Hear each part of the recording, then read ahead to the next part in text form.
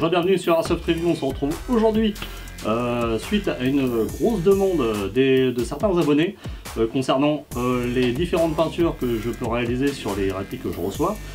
Donc aujourd'hui je vais vous présenter les différentes peintures que j'utilise. Donc ça, vous avez une grande gamme qui se trouve ici, donc je vais vous les détailler au fur et à mesure de la vidéo. Vous avez des produits différents, dont une bombe de peinture un peu spécifique. Donc ça, je vais vous montrer juste après. C'est pour réaliser ce type de peinture. Donc c'est la fameuse peinture qui a été réalisée sur le FN SPR A5M. Donc la version American Sniper avec effet peau de serpent. Donc il y a beaucoup de joueurs qui m'ont demandé de réaliser un tuto peinture. Donc c'est ce que je vais faire. Donc je ne vais pas refaire ça évidemment sur l'American Sniper. Je vais faire ça sur le Taxis qui se trouve juste derrière, qui à l'heure actuelle ne sert à rien. Donc je vais y faire une petite peinture puisqu'il est noir. Ça va être une base très simple à peindre. Donc on passe tout de suite au détail des différents produits et éléments qu'il va vous falloir pour pouvoir préparer votre réplique à la peinture et réaliser ce que vous avez envie de faire sur votre réplique. Voilà, donc c'est assez simple. C'est une review, plutôt un tuto qui n'est pas du tout préparé. Je fais ça vraiment parce que les joueurs me le réclament. Et ça me fait un grand plaisir, bien évidemment, de vous proposer cette vidéo. Donc on part tout de suite dans le détail des différents produits. Donc on passe à la suite de la vidéo. Donc là, j'ai donc ce petit Axis qui est de couleur noire, alors moitié mat, moitié brillant. Alors il faut savoir que pour pouvoir préparer une réplique à la peinture, il y a plusieurs étapes à faire. Et tout d'abord, il va falloir la poncer un minimum avec un papier à base, c'est des papiers à poncer à l'eau, voilà, de très bas grammage. Donc ça, on va dire qu'on l'a fait. Je vais pas passer des heures et des heures à poncer pour pouvoir faire la vidéo. C'est vraiment pour vous montrer comment réaliser cette vidéo. Ensuite, après le ponçage, il va falloir dégraisser. Donc vous dégraissez avec de l'alcool ou autre, avec un chiffon. Mais une fois que la réplique est entièrement poncée, vous passez soit au démontage pièce par pièce, ou soit vous faites une peinture globale de la réplique, donc sans la démonter, tout en cachant bien les parties comme l'entrée du canon, comme l'entrée du chargeur, qui peut provoquer ensuite avec la peinture un dysfonctionnement de la réplique. Donc là, on va dire que la réplique elle est prête, on va passer au détail des différentes bombes de peinture. Alors c'est très simple. Moi, lors d'aujourd'hui, j'utilise des produits qu'on m'a fait tester et qui sont très bien. Vous avez une grande gamme de couleurs. Donc c'est les peintures Swiss Arm, donc qui sont prévues spécifiquement pour les répliques d'Airsoft, donc que ce soit ABS, polymère ou autre plastique, ainsi que toute réplique métal. Donc c'est une grande gamme de peintures. Vous avez vraiment un grand panel de coloris, donc du vert kaki, du beige, couleur sable. On a du mal à juger un petit peu les couleurs. Là ils disent sand color, mais je vous expliquerai pourquoi j'utilise un autre type de peinture pour on va dire ce coloris là. Vous avez kaki, donc blanc, gris, alors, couleur pierre, après du marron sur plusieurs gammes, et aussi un noir. Et derrière, Swiss Arm vous propose alors deux bonbonnes à part. Donc ça c'est le remover, donc ça c'est ce qui va vous permettre de nettoyer vos répliques une fois que vous aurez fait la peinture. Donc ça va retirer entièrement la peinture que vous aurez posée. Donc c'est compatible uniquement avec la gamme Swiss Arm, bien sûr, ça ne sera pas compatible avec des bombes de peinture que vous achetez dans le commerce. Et vous allez avoir le fameux vernis mat protecteur qui va vous permettre de protéger votre peinture. Alors si vous avez passé des heures à faire votre peinture et que vous ne voulez pas la ruiner, vous passez ceci dessus et ça fera un vernis mat qui protégera l'ensemble de la réplique. Et vous allez me dire, mais qu'est-ce que c'est que cette bombe là? Alors on voit tout de suite un petit peu la différence. Alors, je sais pas à la caméra si ça se verra beaucoup. Là ça fait vraiment jaune, si on peut appeler ça du jaune. Alors ils appellent ça couleur sable. Moi j'appellerais plutôt couleur pralinée. Ça ressemble plus à ça. La couleur ne me convenait pas du tout au niveau des répliques. Donc je suis parti sur une base. J'ai acheté une bonbonne de peinture directement dans le commerce. Alors surtout en magasin d'automobile. Alors c'est un attrait anti-corrosion. Alors l'avantage de ça, c'est que c'est très rapide à sécher. Donc moi l'utilisation que j'en ai, ça me permet d'avoir une application très rapide et pouvoir passer les étapes de peinture derrière très rapidement. Ça coûte peut-être un peu plus cher, voire même dans la même gamme de prix que ces produits-là, mais vous ne pourrez pas le nettoyer avec le produit sous arme. Donc ça, il faut faire vraiment la distinction entre la gamme de produits Sésame qui est prévue à être retirée avec leurs produits fournis, du moins fournis, qui est vendu en boutique. Le type de produit que vous achèterez dans le grand commerce, ça ne fonctionnera pas. Donc ça, c'est une chose. Ensuite, mis à part avoir toutes les bombes de peinture à disposition, il va vous falloir, alors je vois sur la partie peinture, alors pour les effets, tout ça, si vous voulez faire des effets vieillis, un chiffon suffira largement. Ensuite, solution très simple, vous voulez faire un effet peau de serpent, et ben vous prenez ça, voilà. Donc là, si vous voyez, sur l'étiquette, c'est une patate. Donc c'est un sac à patates, hein, tout simple. Donc là, madame m'a récupéré un gros paquet de sacs à patates pour la vidéo. Donc ça, c'est cool. Il va vous falloir des masques. Alors j'ai pris ces masques là parce que j'avais ça en stock. Alors surtout quand vous faites de la peinture, protégez vos poumons parce que les particules rentrent directement à l'intérieur et vous allez avoir des sensations bizarres, hein, peut-être des nausées ou autre. Donc toujours prévoir un masque pour éviter à ce que les particules de peinture ou même de poussière quand vous allez poncer rentrent à l'intérieur de votre corps. Donc ça, c'est pour votre petite santé. Ensuite, un chiffon aléatoire, hein, qui va vous permettre de faire les effets de vieillissement aléatoires sur la réplique. Donc ça, c'est un chiffon qui me suit partout sur les peintures. Et puis un petit ciseau, quoi. Voilà. Donc après, j'utilise, alors je ne l'ai pas retrouvé là, c'est une éponge. Voilà, une éponge Scotch-Brite qui peut donner aussi sur des effets métalliques, des effets d'éraflure avec le côté vert. Et qui permet de mélanger un petit peu les différents coloris avant leur séchage. Donc là, je vous ai présenté donc la gamme de produits, de peinture, de protection, ma petite bombe perso. Donc je ferai des petites photos un peu différentes de chaque produit pour que vous ayez un détail complet et puis un lien pour essayer de trouver tout ça directement. Donc on va passer à l'étape de peinture. Donc là on va attaquer avec la petite bombe de peinture d'après anti-corrosion. Donc là on voit assez nettement la différence de teinte entre les deux, hein. Là c'est plutôt couleur sable, hein, pour moi, et ça c'est plutôt couleur pralinée. Donc celle-ci on va la laisser de côté pour l'instant.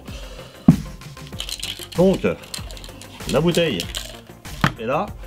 Donc là j'ai préalablement démonté, comme c'est très rapide à démonter sur cette réplique là, j'ai démonté la partie basse de la réplique en cachant l'entrée canon et la partie mécanique de la réplique pour éviter justement d'abîmer et de projeter de la peinture à l'intérieur et que ça se mette à dysfonctionner plus tard.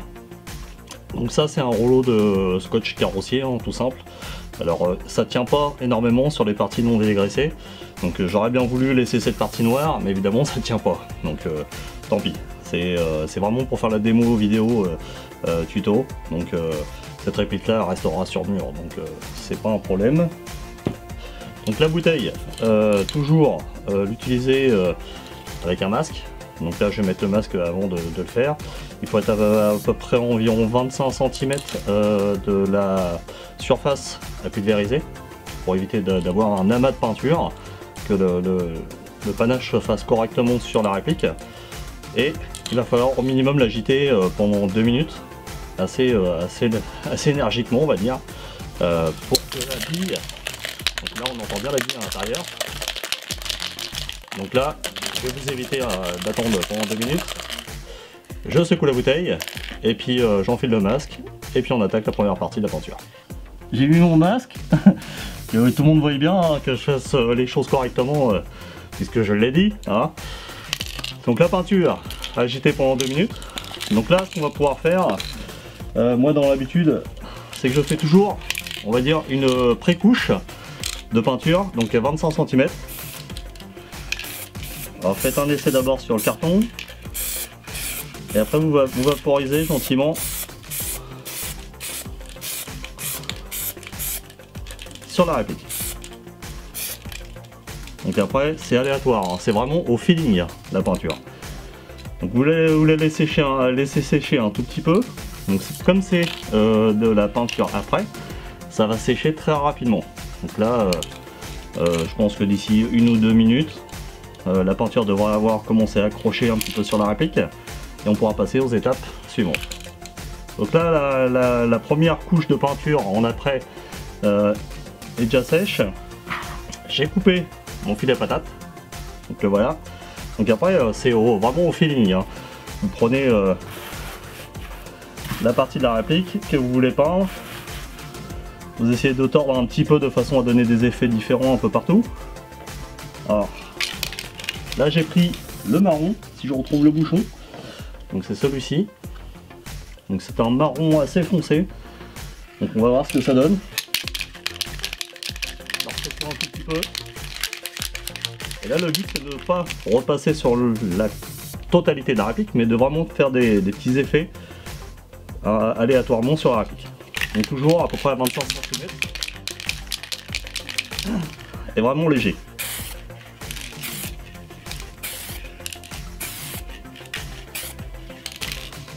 Voilà. Donc là, vous le retirez rapidement. Vous le repositionner ailleurs sur la réplique.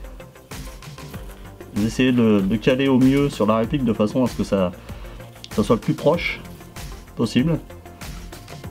Vous reprenez la bombe et vous refaites la même opération.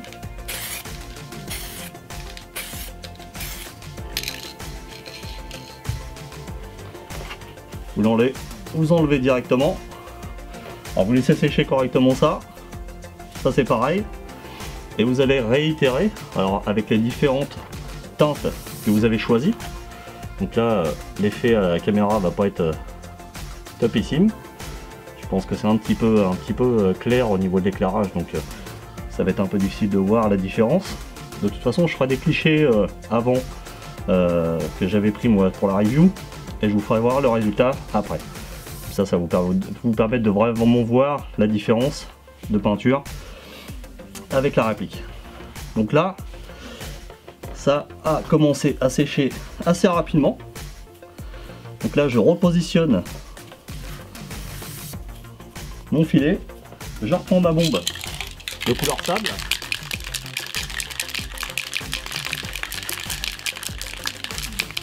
Et je refais la même chose. Alors un petit cassé sur le carton.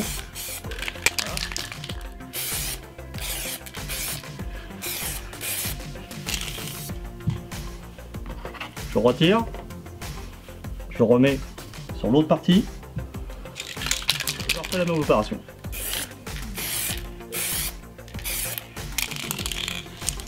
Voilà. Je retire.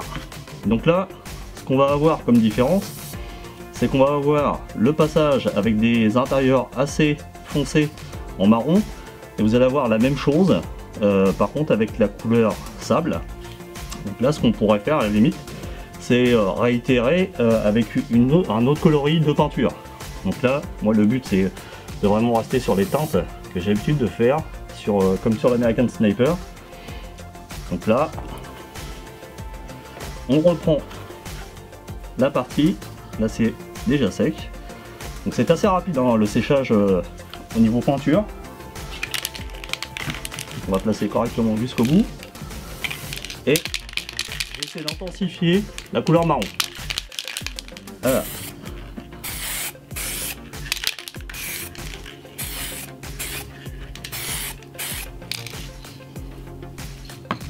On voit les couleurs apparaître rapidement.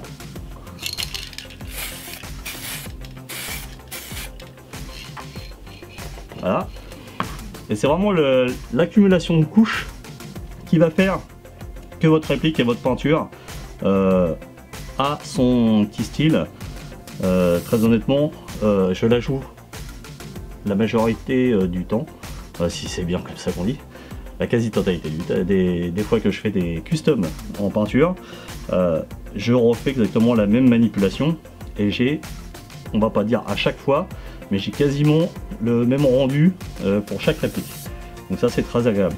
Donc, ce qui va permettre ensuite, c'est si vous avez l'envie, c'est de faire un effet de vieillissement en reprenant une bombe de peinture, donc là par exemple la sable, vous repassez sur la zone que vous souhaitez vieillir, vous repassez dessus, ça va faire ressortir, ça va réhumidifier on va dire la peinture qui est juste en dessous, et avec un chiffon vous allez pouvoir frotter et ça va faire un effet de vieillissement prématuré, là où est-ce que évidemment on tient la réplique à l'origine, donc vraiment des effets de vieillissement réels.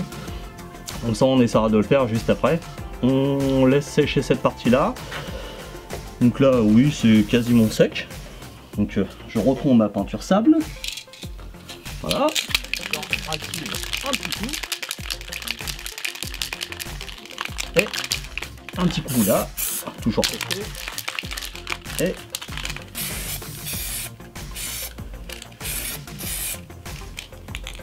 hop, je l'enlève, je repositionne là,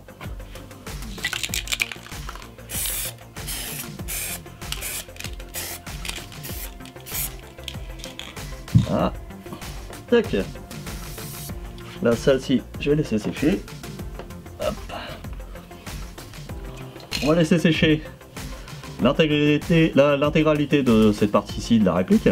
Après vous allez me dire, oui mais t'as pas fait le dessus, ainsi de suite. Ça se rattrape à la fin, hein, une fois que la réplique est entièrement sèche. Ça pose aucun souci de ce côté-là. Donc là j'ai vu qu'il y a une petite zone par ici là. Je vais essayer. Voilà, je joue au feeling. Encore une fois. Je reprends ma petite bombe de marron. Un petit test. Tac. Voilà. Donc là c'est vraiment ça pète hein, les couleurs tout de suite quand elles sont pas sèches. Mais au fur et à mesure que ça sèche, ça fait vraiment un petit effet sympathique. Moi j'accroche bien sur cette technique là, ça passe à chaque fois. Le rendu est sympa et on est sans arrêt en train de me demander comment tu as fait ta peinture. Donc là à la caméra je sais pas si on va voir grand chose. Je vous ferai des photos, vous inquiétez pas. Et puis là je vais attendre que ça sèche un petit peu et je vais passer de l'autre côté. Alors pour une logique toute simple, j'ai fait les traits dans ce sens là. Quand je vais retourner la réplique, il faudra que je les fasse dans ce sens là pour garder une homogénéité sur la réplique, que vous n'ayez pas des effets de transversal inversés sur la réplique, ça serait un petit peu dommage. Voilà, j'ai fait un zoom pour vous donner un petit peu le rendu peinture. Ça donnera nettement mieux en photo, ça c'est clair. Parce que avec l'éclairage, c'est pas spécifiquement bien visible. Donc après c'est au goût de chacun, hein. De toute façon les peintures, mis à part le water transfer qui sera on va dire quasi universel puisque le camouflage est existant, ça c'est vraiment du camouflage fait maison, hein, c'est un custom fait maison, ce qui peut donner un petit côté sympa sur votre réplique et réglé sur le terrain et que les gars vous demandent mais où as-tu fait cette magnifique peinture? Donc ça c'est au goût de chacun. Donc là la partie basse de la réplique est en train de sécher sur le côté, donc on va s'attaquer à la partie haute du Taxis. Donc j'ai volontairement retiré l'oreille qui était au-dessus pour le voir, pour essayer de le laisser en noir, ainsi que le canon externe qui était facilement démontable, donc je l'ai démonté. Donc on va faire ça. Donc on passe tout de suite à la peinture. Il faut pas oublier, c'est le sens de votre dessin, donc là ça sera comme ça, d'autre côté ça sera de l'autre sens. On va se tromper sinon ça sera un petit peu con. Donc là, toujours la bouteille d'après.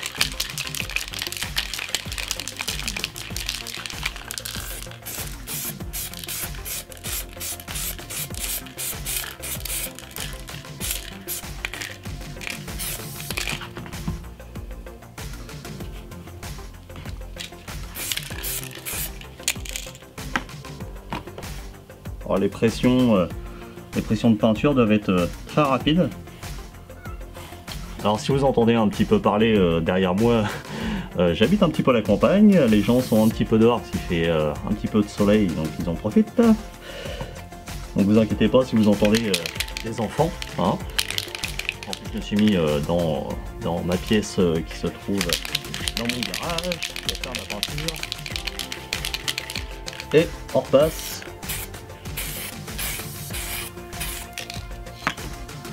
Hop.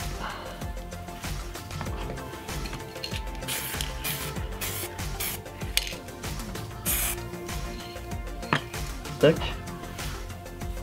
Là ça commence à avoir son petit effet, donc ça ressemble grandement à ce que j'ai déjà fait sur la partie du bas du Taxis.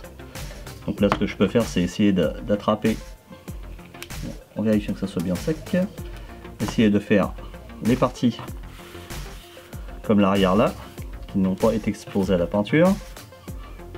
Voilà. Tac. Logiquement, on a aussi cette partie là.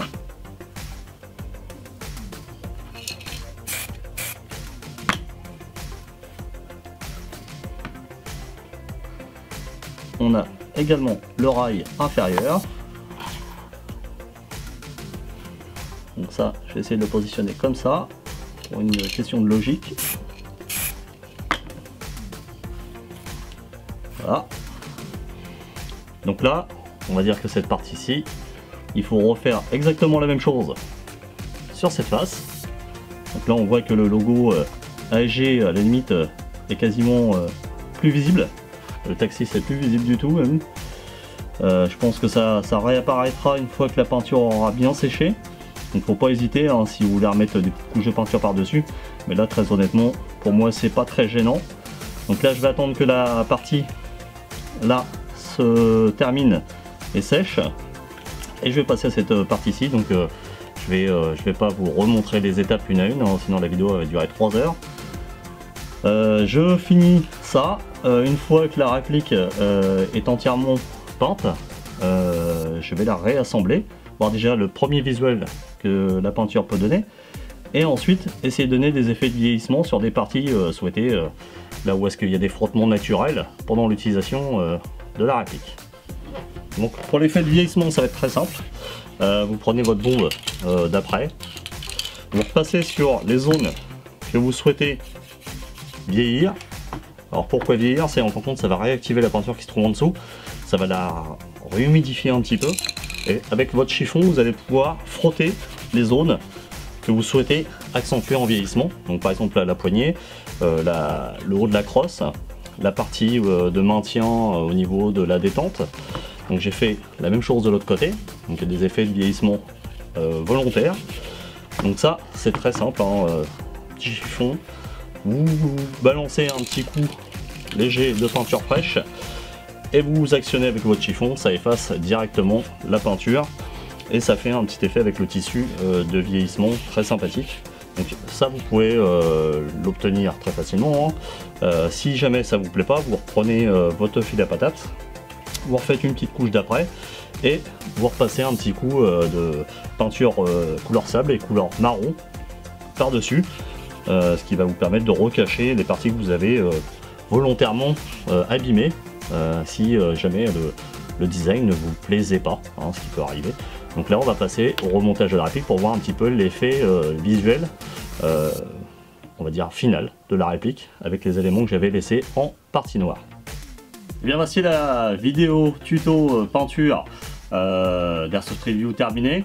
Alors j'espère que les photos donneront le résultat escompté. Alors là sur la vidéo on ne la voit pas très bien la peinture, c'est un peu dommage. Je vous mettrai des photos, vous inquiétez pas, dans la vidéo pour vous donner un aperçu de ce que ça donne après. Donc là j'espère que cette vidéo vous aura plu.